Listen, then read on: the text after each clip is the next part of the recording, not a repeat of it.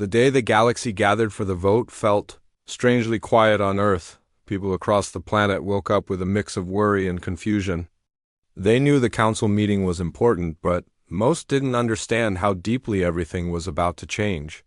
The Galactic Hall stood far away, in a star system that looked like a swirl of soft blue light. Yet every human could feel the tension as if it were happening right next door. Inside the hall, representatives from every known species arrived one by one. Some floated inside chambers filled with water-like vapor. Others walked on many legs or simply glided above the ground. A few shimmered like living crystals. But no matter how different they were physically, they all shared one thing that day. They were uneasy about Earth. They didn't say it openly, but it was written in the way they whispered to each other before the meeting began. For years, humans had surprised the galaxy over and over again. They created new tools faster than other worlds, solved problems that older species had struggled with for centuries, and explored deeper into space than anyone expected. Earth had once been ignored, a young world with too much noise and too many mistakes. But suddenly humans were everywhere, joining projects, sharing ideas, offering solutions, and dreaming far bigger than their small blue planet should allow. At first, the galaxy admired this energy. They liked Earth's curiosity. They liked how humans worked together in strange ways, arguing one moment and laughing the next, but never stopping until they found an answer. For a time, everything was friendly and open. But as Earth kept advancing, the mood slowly shifted. Some species began to wonder if humans were moving too fast. They spoke in quiet corners of the hall, saying that Earth might disrupt the balance of the galaxy. Other species, especially the older ones, felt uncomfortable with how unpredictable humans could be. Their emotions were different. Their thinking was different. Their speed of progress was unlike anything the council had seen before. It frightened them in a way they couldn't admit out loud. And so, a proposal was made, a vote to guide Earth. It sounded gentle and polite, but everyone understood the truth. It meant control. It meant putting limits on Earth's research, exploration, and influence.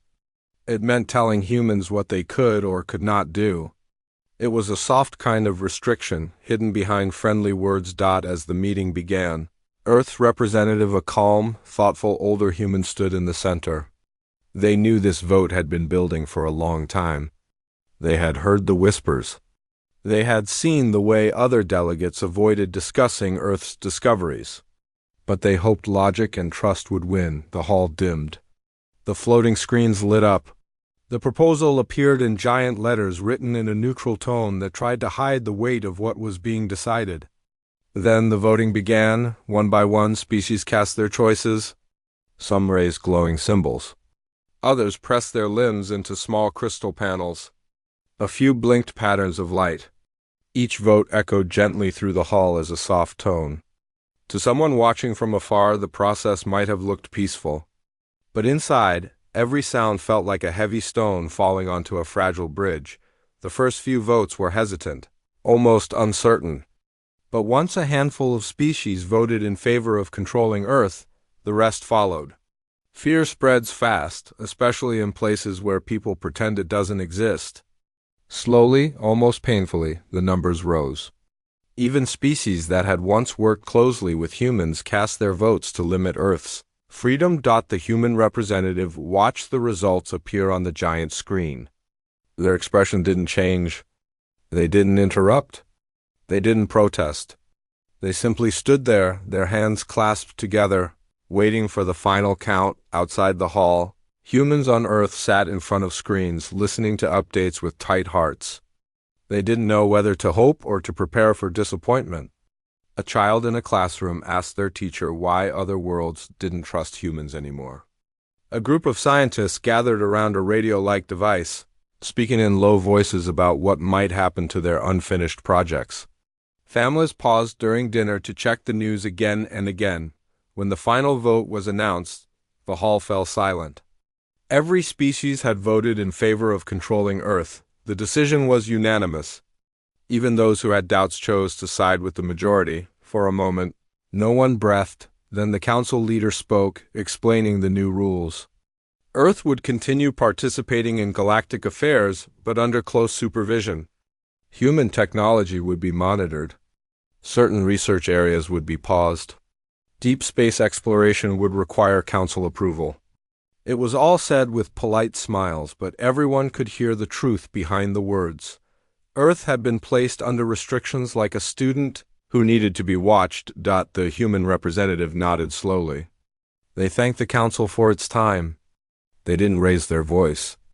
They didn't shout or accuse anyone. Instead, they simply said they hoped the galaxy still believed humans wanted peace and progress for everyone. Then they stepped away from the center of the hall. Some species looked guilty. Some avoided eye contact. Some seemed relieved. But no one changed their vote. When the representative returned to Earth, people gathered around them with questions. What did the council say? What would happen next? Would life change? Would dreams shrink? No one wanted to accept it, but deep down, people felt the world growing smaller after the vote. Still, humans didn't react with anger. They talked with their families, their friends, their communities. They discussed how to move forward within the restrictions. They reminded each other that they had faced far harder challenges in the past. They tried to find comfort in the idea that maybe the galaxy simply needed more time to understand them. Scientists adjusted their plans, carefully staying within the new boundaries. Students continued studying, telling themselves that one day the galaxy might trust Earth again. Inventors kept thinking, sketching quiet ideas on paper, even if they couldn't build them yet. No one gave up completely. But something inside them felt dimmer, like a light turned low to save energy. Meanwhile, across the galaxy, life went on. Trade routes remained busy, research projects continued, and interspecies communication stayed active. But slowly, almost invisibly at first, a shift began to happen. The galaxy didn't feel as alive as before. Meetings took longer because Earth's quick problem-solving wasn't there. Projects lost momentum. Cultural exchanges became dull. Some species started noticing that the spark that once drove things forward seemed to be fading. Few delegates quietly asked themselves whether the vote had been a mistake. But no one dared voice it publicly. It was easier to pretend everything was fine. Back on Earth, people kept going. They felt the weight of the council's decision, but they held on to something stronger than fear, a quiet determination. Humans had always been good at surviving uncertainty. They could adapt, rebuild, rethink, and continue dreaming even when the world felt heavy. And somewhere deep in the quiet space between stars, a cosmic imbalance had already begun. No one knew it yet. No alarms had rung. No lights had flashed. But something subtle was shifting in the universe, a pattern that Earth had once studied, predicted, and understood better than anyone else, a pattern they were no longer allowed to research. And that silence hung over the galaxy, like a soft whisper waiting for the right moment to be heard. Days turned into weeks, and weeks quietly became months. Earth continued living under the Council's restrictions, trying to keep life normal even though the atmosphere felt heavier. People adapted because humans always did that. They adjusted their plans, shifted their goals, and reminded themselves that the world hadn't ended, it had only become more complicated. But far beyond Earth, something else was changing. Many species across the galaxy were beginning to feel a silent discomfort. There was no disaster, no sudden explosion, no flashing danger signals, but daily life felt slower. Trade ships traveled a little less efficiently. Research teams struggled to solve problems that once seemed simple.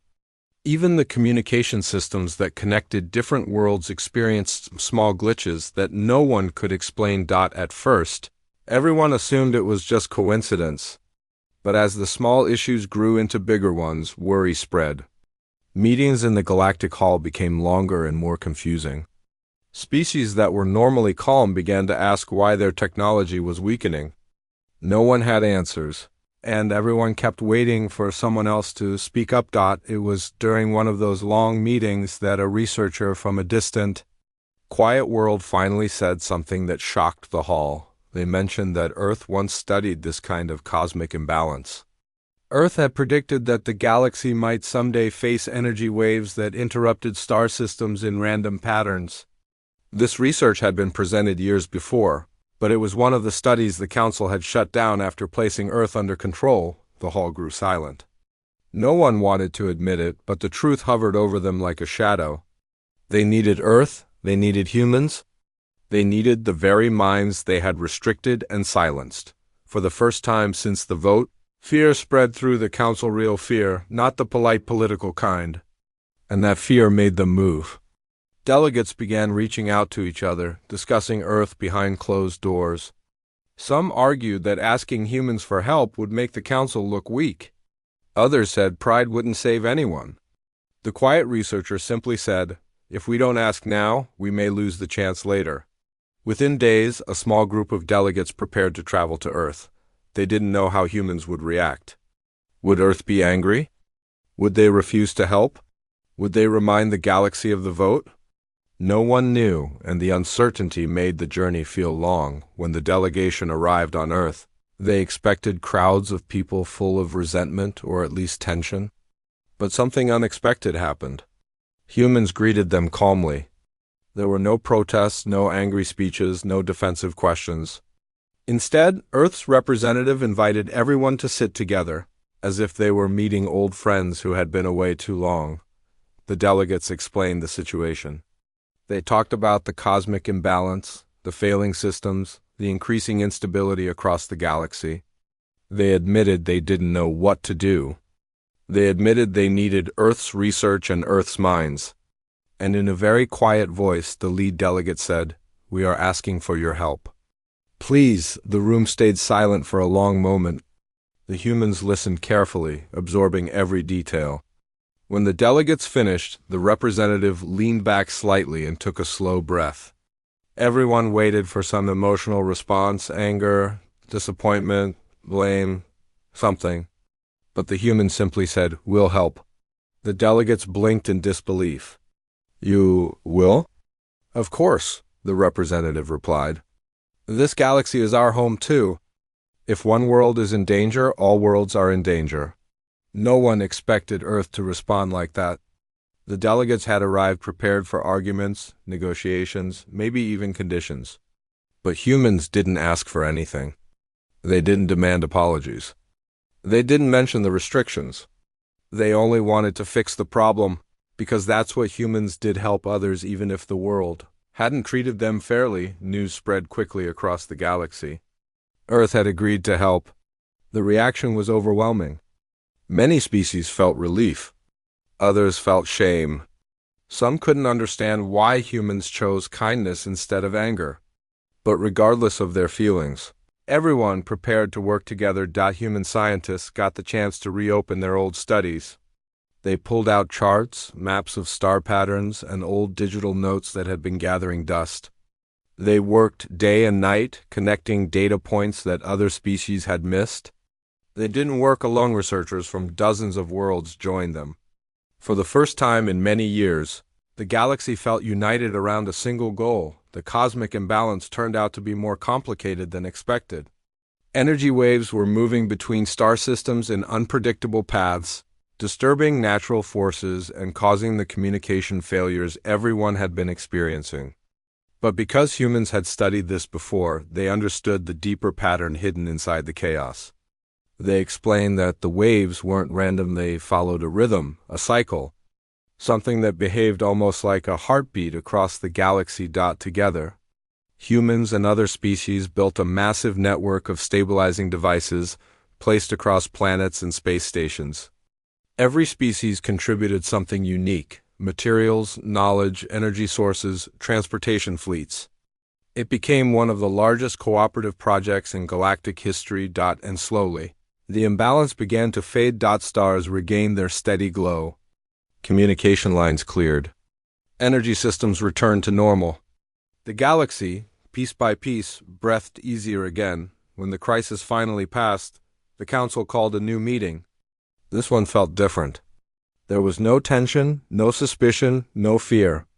Delegates from every species entered the hall with gratitude and a new understanding of Earth's importance. The Council leader spoke about the crisis. about how humanity had stepped forward without hesitation, and how the galaxy would always remember that. They admitted that the previous vote had been driven by fear, not wisdom. Then they placed a new proposal before the hall: restore Earth's full freedom and independence, completely, without limits or conditions. This time the vote was quick, every species agreed, but something more surprising happened.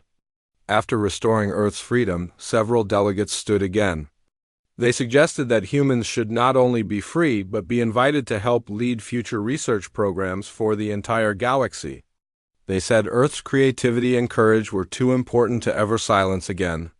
The hall agreed unanimously. When the results were shown, the human representatives stood in quiet disbelief.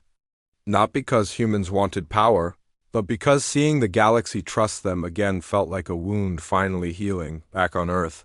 Celebrations were simple but heartfelt.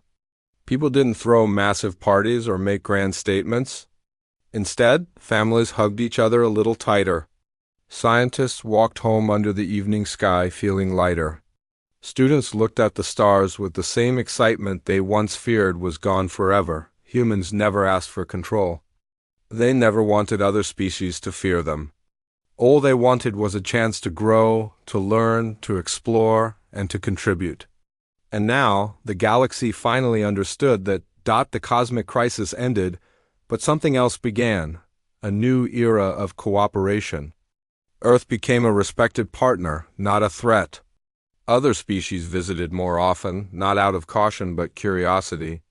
Humans shared their ideas freely, and in return, they learned new things from every world they visited. The galaxy realized something important: trying to control someone because you fear their potential only leads to loss.